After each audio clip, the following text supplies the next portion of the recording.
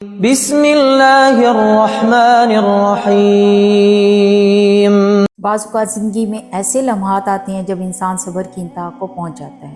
ہر طرف مشکلات، نا امیدی، بے بسی اور دکھ ہی محسوس ہوتا ہے۔ ایسا لگتا ہے کہ جیسے حالات کبھی نہیں بدلیں گے اور دعا بھی شاید قبول نہیں ہو رہی، لیکن یہی وہ وقت ہوتا ہے جب اللہ ہمیں کسی بڑے سبب، بڑی نعمت یا پھر بڑی تبدیلی کے لیے تیار کر رہا ہوتا ہے۔ نمبر 1 ہے اللہ کا اشارہ اور آزمائش۔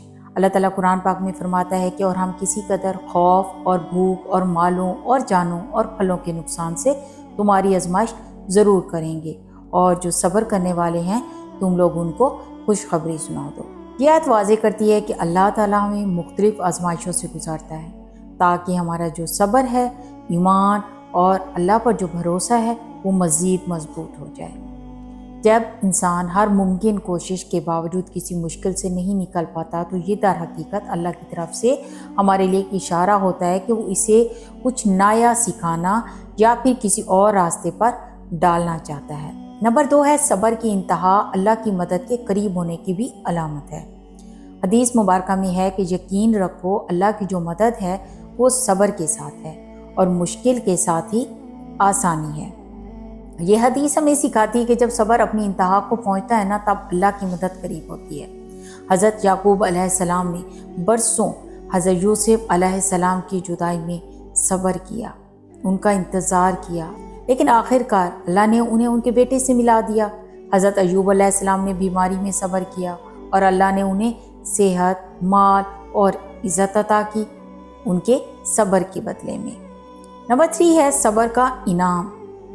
اللہ تعالیٰ صبر کرنے والوں کو بے شمار انعامات دیتے ہیں، جیسا کہ گناہوں کی معافی، ہر آزمائش گناہوں کی جو بھی گناہ ہوتے ہیں ان کو مٹا دیتے ہیں۔ اللہ کی محبت ہے، اللہ صبر کرنے والوں سے محبت کرتا ہے۔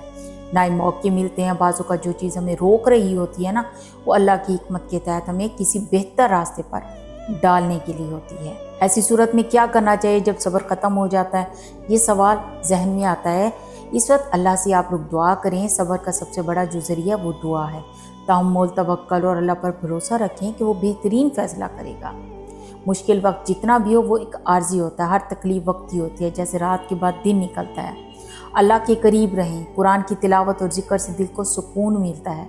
جب صبر کی انتہا کو پہنچ جائے نا تو سمجھ لیں کہ اللہ کی مدد قریب ہے۔ یہ وہ لمحہ ہوتا ہے جب ہمیں ہمت نہیں ہارنی چاہیے بلکہ اللہ کی طرف مزید رجوع کرنا چاہیے، کیونکہ یہی وہ وقت ہوتا ہے جب اللہ کوئی بڑا فیصلہ ہمارے حق میں کر رہا ہوتا ہے۔ بے شک اللہ جو ہے وہ صبر کرنے والوں کے ساتھ ہے۔ بس جہاں تم لوگوں نے اتنا صبر کیا ہے نا وہاں تھوڑا اور، کیا پتہ اس کے بعد یہ آپ کے لیے خوشخبری ہو۔ جس طریقے سے ہر اندھیرے کے بعد سورج ضرور طلوع ہوتا ہے، ہر اندھیری رات کے بعد سورج کی کرن ضرور پھٹتی ہے، بالکل ایسے ہر صبر، ہر آزمائش کے بعد خوشخبری ضرور ملتی ہے انشاءاللہ۔